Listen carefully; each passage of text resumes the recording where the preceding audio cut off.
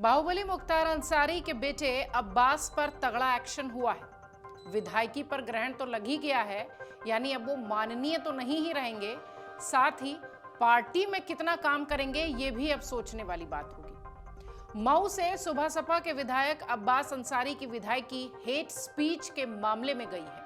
आपको बता दें, हेट स्पीच के मामले में उन्हें 2 साल की सजा हुई है। दूसरी तरफ इसके बाद एक बार फिर मऊ में विधानसभा उपचुनाव की सुगबुगाहट तेज हो गई है। अब यहां का समीकरण कैसा होगा, अब्बास का राजनीतिक भविष्य कैसा होगा और मऊ की सीट को लेकर किस तरीके की चर्चा चल रही है। यूपी विधानसभा सचिवालय ने माफिया मुख्तार अंसारी के बेटे अब्बास अंसारी की विधायकी फिलहाल खत्म कर दी है। अब उनकी मऊ विधानसभा सीट को खाली घोषित कर दिया गया है।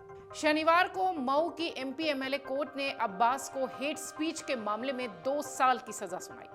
भारतीय संविधान और जनप्रतिनिधित्व अधिनियम के अनुसार 2 साल और उससे ऊपर की सजा पर सदस्यता जाती ही है, फिर चाहे विधायक हो चाहे फिर सांसद हो। आपको याद होगा, राहुल गांधी को भी मानहानि के मामले में इसी तरह से अपनी सांसदी गंवानी पड़ी थी।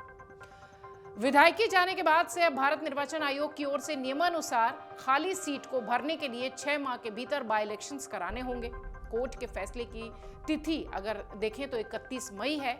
इस हिसाब से अब्बास अंसारी की जो मेंबरशिप है, जो सदस्यता है, वो इसी तारीख से खत्म मानी जाएगी। अब अब्बास की विधायकी जाने के बाद मऊ सीट को लेकर भी खूब चर्चा तेज है। खबरें कहती हैं कि विधानसभा अध्यक्ष ने उनकी सीट को रिक्त घोषित फिलहाल कर दिया है। चुनाव आयोग को इसकी सूचना भी भेजी जा चुकी है। अब इस विधानसभा सीट के बाय इलेक्शंस पर सबकी नजर है। दूसरी तरफ चर्चा इस बात की भी है कि सुबह सपा की अब्बास अंसारी को लेकर क्या कुछ तैयारी होगी, कैसे वो आगे पार्टी में काम करेंगे, वगैरह वगैरह। साल 2022 के विधानसभा चुनाव में सुबह सपा चुनाव में मुख्य विपक्षी समाजवादी पार्टी के साथ गठबंधन में थी। उस चुनाव में सुबह सपा के मुखिया ओपी राजभर ने अखिलेश यादव के साथ चुनाव लड़ा था, लेकिन चुनाव के दौरान ही अब्बास अंसारी ने एक चुनावी जनसभा में एक विवादित बयान दे दिया था। 3 मार्च 2022 की वो घटना है जब अब्बास अंसारी ने मऊ के ही पहाड़पुर मैदान में चुनावी रैली की और इसमें खुले मन से अखिलेश यादव का नाम लिए बगैर भैया से बात हो गई है, सबका हिसाब किताब लिया जाएगा। इसी बयान पर पहले उन पर चुनाव आयोग ने जो है उन्हें नोटिस भेजा था। 24 घंटे तक उनका प्रचार बंद किया गया था। 4 अप्रैल 2022 को तत्कालीन एसआई गंगाराम बिंद की शिकायत पर शहर कोतवाली में उनके खिलाफ एफआईआर भी दर्ज हुई थी। इसमें अब्बास, उनके छोटे भाई उमर अंसारी और चुनाव एजेंट मंसूर के अलावा 150 अज्ञात लोगों को आरोपी बनाया गया था। दूसरी तरफ बीजेपी ने भी इसको खूब भुनाया, इस मुद्दे को उठाया। मामले में अब्बास के साथी मंसूर अंसारी को भी सजा सुनाई गई। धारा 120B के तहत उसे 6 महीने की सजा और 1000 रुपए का आर्थिक जुर्माना लगाया गया है। उसी दौरान अब्बास के दिए गए इस बयान पर विधानसभा चुनाव का भी असर दिखाई पड़ा। एक्शन के बाद अब्बास अंसारी की विधायकी फिलहाल चली गई है, जिसमें 2027 विधानसभा चुनाव से पहले ही मऊ सदर सीट पर बाय इलेक्शंस हो गए ही। राजनीतिक पंडितों की माने तो बीजेपी के लिए चुनौतीपूर्ण ये सीट हो सकती है, खासकर तब जब सहयोगी दल जैसे अनुप्रिया पटेल की अपना दल और संजय निषाद की निषाद पार्टी अधिक सीटों की मांग करती रही है। इन दलों के तेवर कड़े होने से बीजेपी को गठबंधन की एकता बनाए रखने में भी दिक्कत हो सकती है, उठापटक करनी पड़ सकती है। राजनीतिक जानकारों के माने तो इस स्थिति में सपा के लिए भी अवसर है। बाय इलेक्शंस में मजबूत उम्मीदवार उतारकर पूर्वांचल में अपनी पकड़ वो मजबूत कर सकती है। अब्बास अंसारी की विधायकी समाप्ति ने न केवल एक तरीके से देख लीजिए कि पार्टी का नुकसान पहुंचाया है, बल्कि ये प्रदेश की राजनीतिक समीकरण को भी बदलता हुआ दिखाई पड़ रहा है।